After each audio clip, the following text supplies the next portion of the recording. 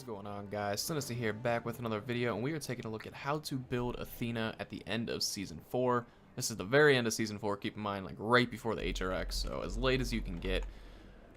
What we're going to do is talk about her abilities. If you don't know her abilities already, you can take a look at them here. I'm not going to read through them. You should. If you don't, you can do that on your time. First thing you're going to want to upgrade, obviously, is her 3. You need to. You just have to. It's her main ability. Clear everything. You're going to want to get that first. Once you hit the level 2, you're going to want to head and get her taunt. Her taunt is going to just set you up for the combo. Obviously, the 3-2 combo. And then once you hit level 3, you get the 1. That way you can even set up the 1-3-2 combo, which if you don't know what that is, it's just charging in, placing your thing, and then taunting the enemy into that, and it does secondary damage like that. So that's the full combo. From there on out, your priorities is going to be your ultimate whenever you possibly can, because it does reduce the cooldown every single time. So whenever the option is available for the ult, get it. Then you want to get your 3 first. Your 2, and then your 1. Your 2 is going to make the taunt go up. You could honestly upgrade your taunt first. Not first. The first ability you want to upgrade is your 3. What I meant by first is you could put that priority first. Mainly because the taunt duration is increased. But you're probably still going to want shield wall damage. So I would go 3-2 and then 1. So 4, 3, 2, 1 will be the priorities. Literally just backwards. Talk about the build now.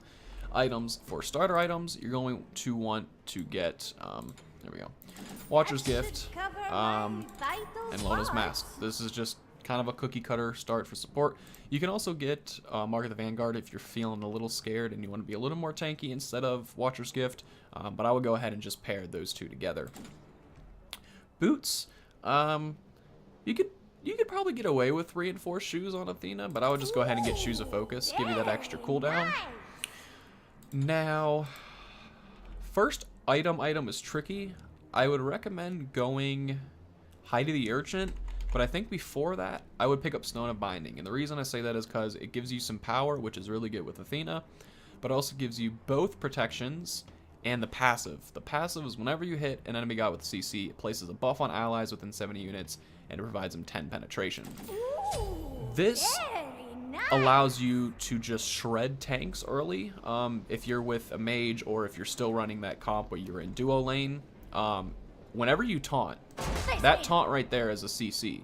So that Stone of Binding is going to place that effect on your allies around you and is going to give penetration to them. So if you pull in a Guardian, early game their protections don't mean anything because you're giving 10 penetration to your allies. So that's a really good item for her.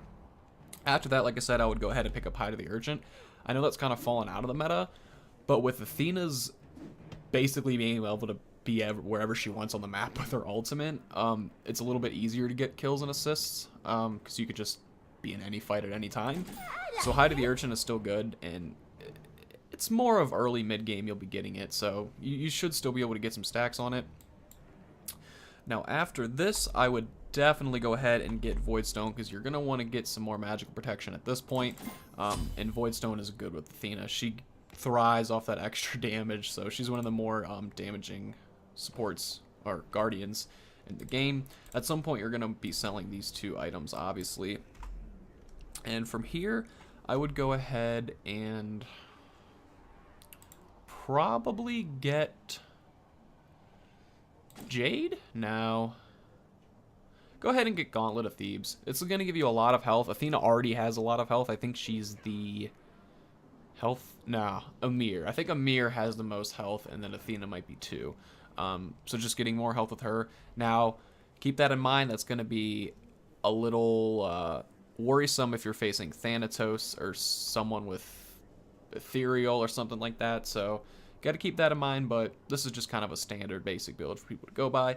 Gives you the health per 5, and then allied gods around you also have some physical protections, which you can never go wrong with that. That's the main reason you're getting it. Your support, and you're trying to help the teammates.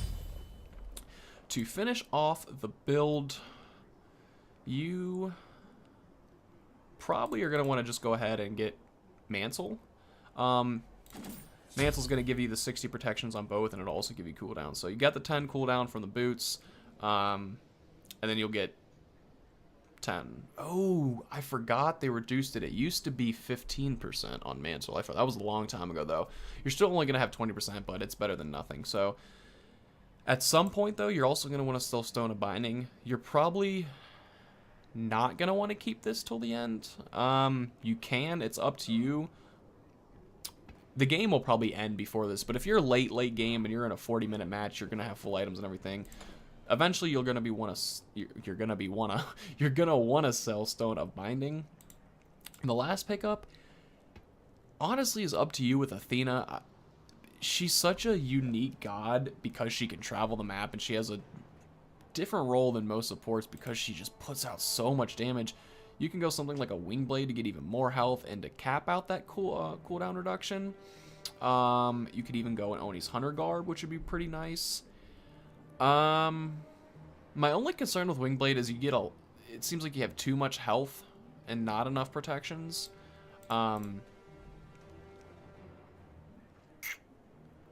Bulwark has fallen out. You know what?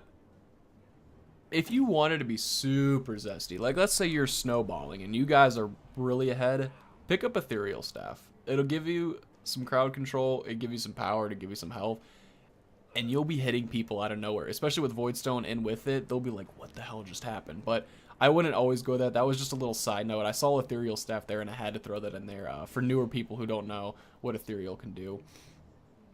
Last item, man, I really don't know what to get last item on Athena. Athena just hasn't been played a whole lot, at least that I've seen.